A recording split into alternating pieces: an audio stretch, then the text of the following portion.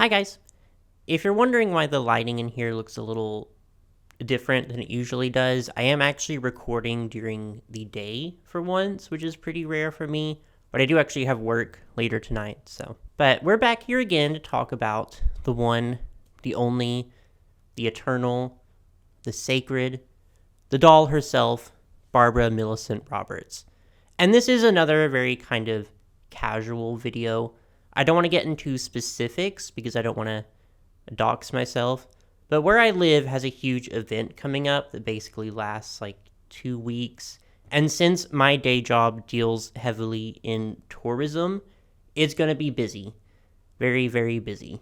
I do have some more like retrospective and research heavy videos coming up, but for right now, I just kind of need to preserve my brain power.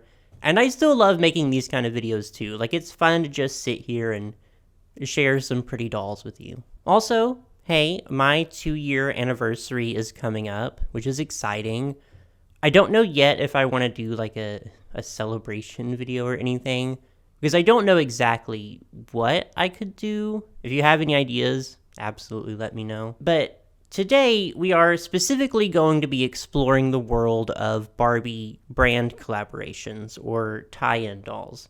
So basically, Barbie dolls that represent a partnership with another company, or promote its products, or what have you. And I just find these so fascinating, but also incredibly nostalgic, because I feel like I really grew up in like the golden age of Barbie collaborations. I thought about making this into a ranking video, but I decided against it because, honestly, there were just too many to fit into one video.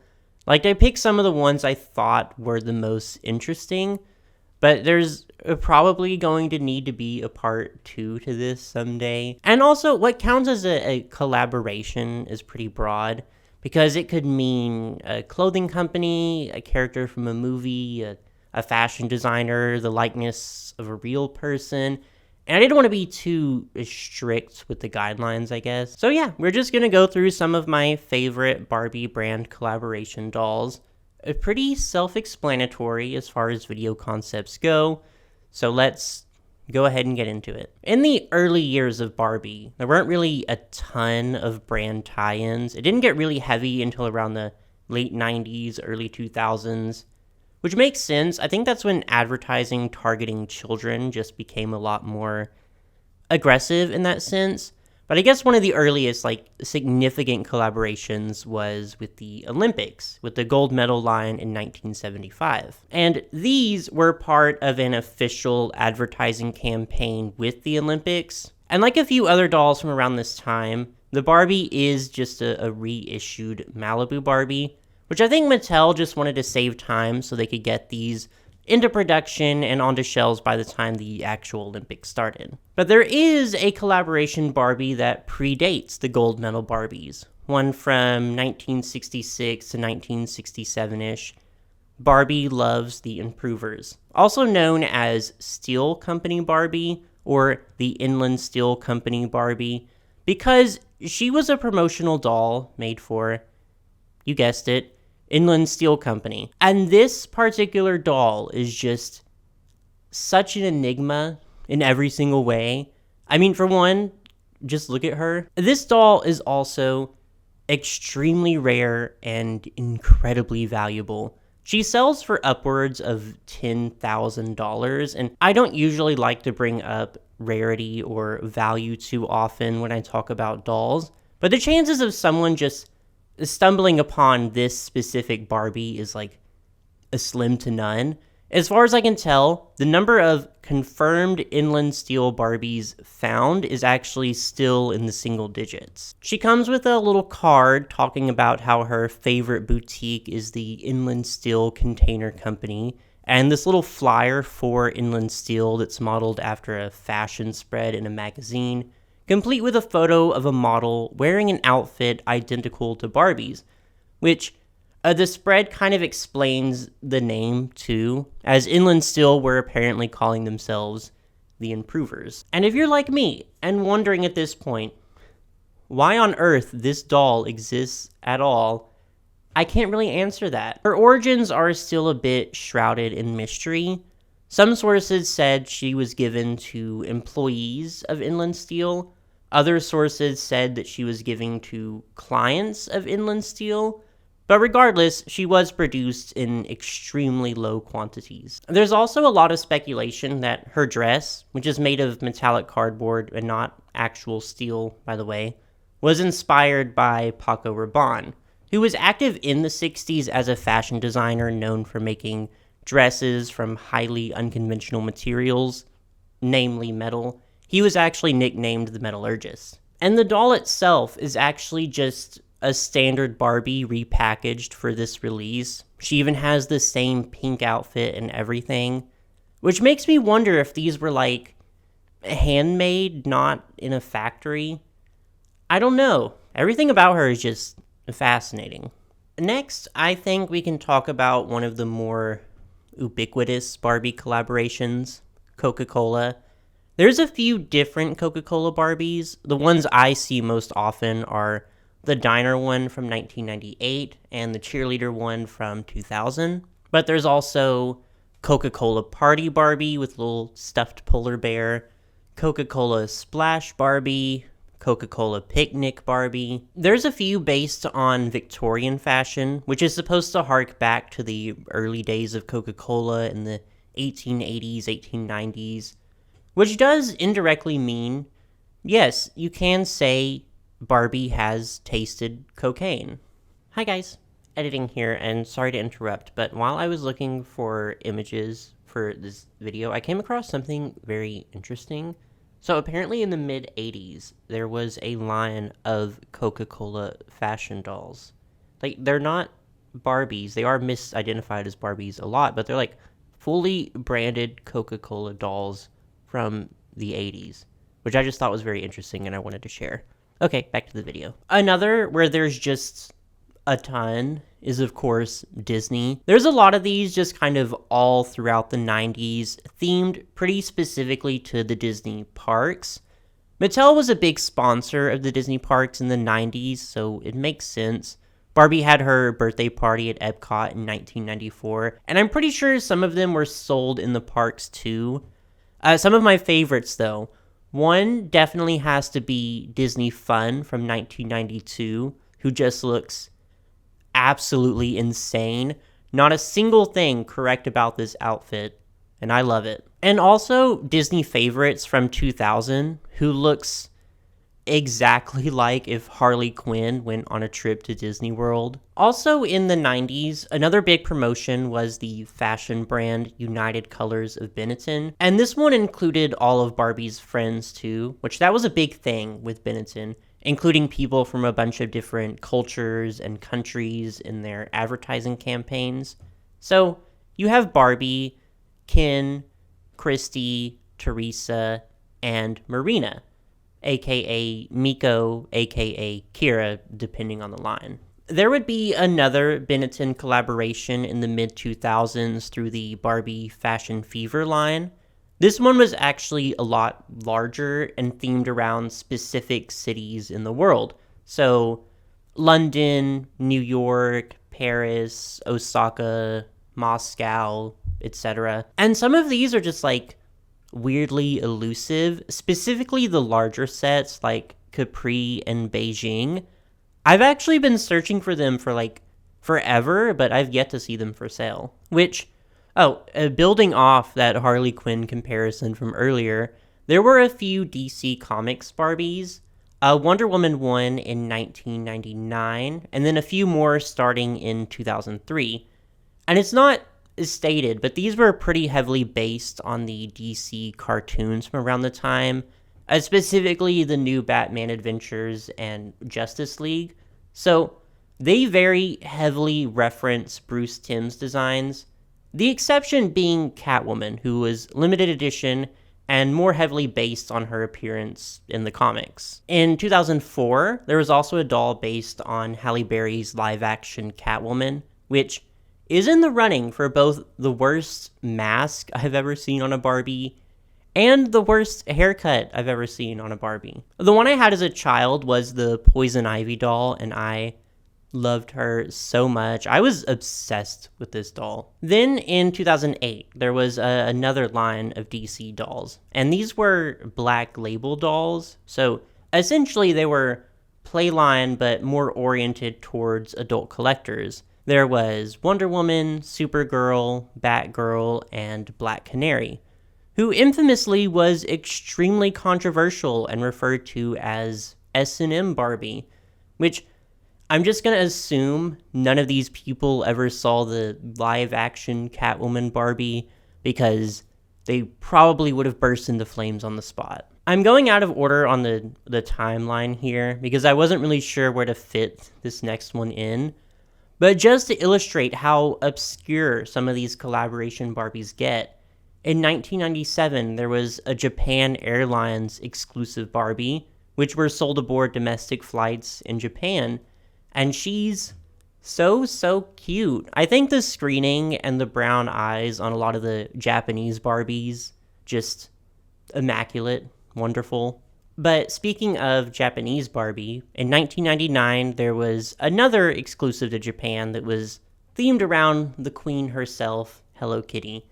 And you already know what I'm going to say. I think she's perfect, just absolutely incredibly adorable.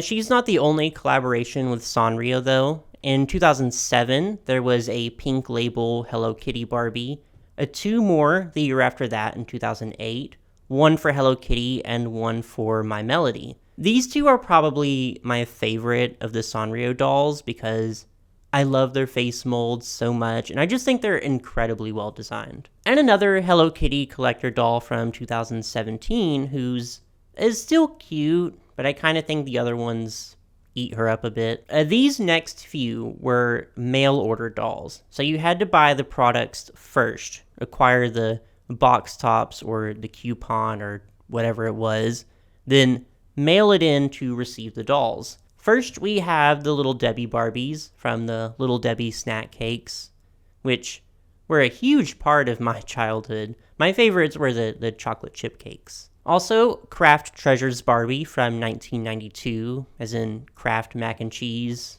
or just cheese, complete with the Cheezosaurus Rex t-shirt. And for Kool-Aid, the Wacky Warehouse Barbies. There were 3 of these in total, which, as far as I can tell, Wacky Warehouse was like a full catalog of mail-order items you can get from buying Kool-Aid products. In addition to beloved childhood brands, Barbie has also collaborated with beloved childhood figures. In 1998, Mattel put out a doll based on the tale of Peter Rabbit, which has to be one of the most wholesome Barbies I've ever seen.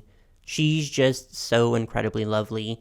And in 2002, they put out another one for the 100th anniversary, and she's equally as adorable. I don't have any nostalgia attached to Peter Rabbit, like it's not a story I really grew up with, but as someone who just loves pastels and big floofy dresses, these hit all the marks for me. But in that same series, there was also a Curious George Barbie, who's also very cute.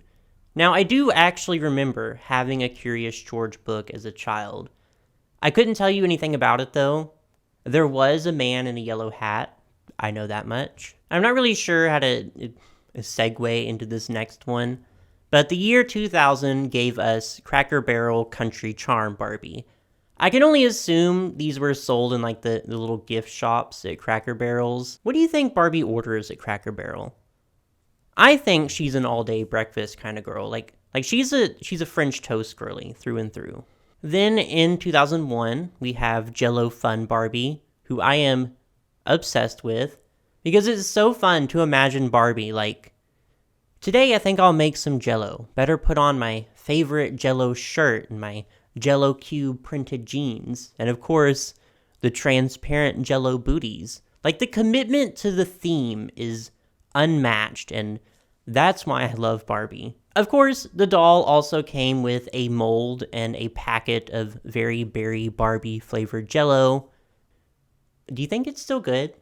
Also, in an incredible commitment to the theme, Lifesaver's School Cool Barbie from 2000. What this doll has to do with school, however, I could not tell you.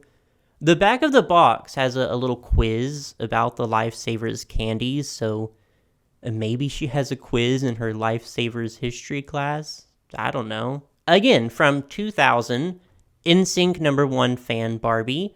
Christy and Teresa were also in this line too. They came with CDs and even these like cute cardboard handmade signs to hold up at the concert, which is such an incredibly cute detail. In 2004, there were 2 collector Barbies in collaboration with Paul Frank.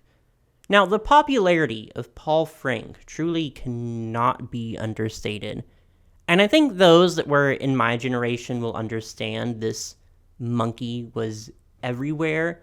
The stranglehold he had on middle-class elementary school girls was unimaginably tight. So I do think making the Paul Frank Barbies collector's editions was a kind of a weird decision. Maybe he was popular with adults too, though. A few years later, though, there were some Playline Paul Frank Barbies, including a Ken 2, actually. These were released in 2011, which I do think was a little bit past the prime of the brand, but again, I'm not really sure. Also around this time, in the early to mid 2000s, there were a lot of Barbies based on other popular children's franchises. Scooby-Doo was a big one, for example. There was a Scooby-Doo Barbie released in 2000. She's not based on any of the characters. She's just Barbie if she were in the Scooby-Doo universe, and she's really cute. And then after that, in 2001, there was Barbie as Daphne. This was released as a promotion for the live-action movie, so she wears an outfit pretty similar to one of the costumes Sarah Michelle Gellar wore in the movie as Daphne. And then in 2002, they did release 4 dolls of the entire Mystery Incorporated gang in outfits more faithful to their classic cartoon versions. Daphne and Velma are very cute, of course, but Freddy and Shaggy are definitely some of the more uncanny Barbies I've seen in a while. And then when the sequel live-action film was released in 2004, there was another Daphne doll, again based on Sarah Michelle Gellar as Daphne with an outfit she wears in the movie, which I think they really missed out on a chance of giving us a Velma doll wearing that orange catsuit she wears in the movie. There were also quite a few SpongeBob Barbies released over the years, the first being in 2002 and another in 2003 that also had a brunette version for Patrick. And then another a few years later in 2009. Also in 2000, Powerpuff Girls Barbie. 2006 had a Tickle Me Elmo Barbie.